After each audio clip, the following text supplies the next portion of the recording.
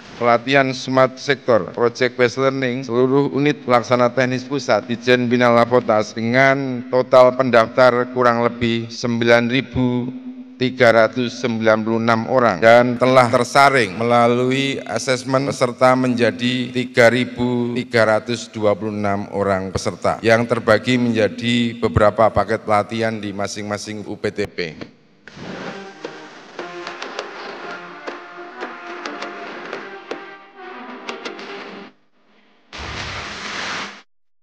Project Based Learning.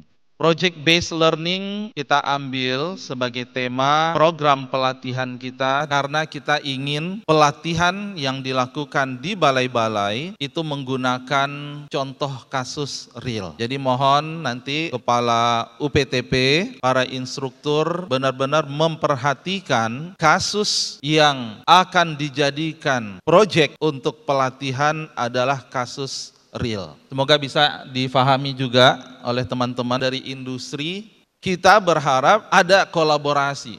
Ini bisa sambil jalan dikejar. Misalnya smart building. Nanti adik-adik belajar mengotomasikan mulai dari penerangan ya, gedungnya, kemudian pengaturan terkait tentang temperatur, pengaturan terkait tentang tamannya.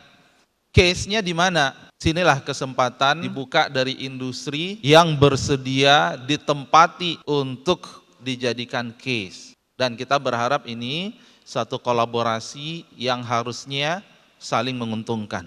Adik-adik bisa praktek, real case, dan kemudian industri ataupun itu kemudian publik ya, kantor-kantor pemerintahan pusat daerah terbantukan juga dengan kerja-kerja siswa yang sekarang sedang mengikuti pelatihan. Itu yang pertama harapannya. Jadi project based learning mengambil case-nya itu adalah real.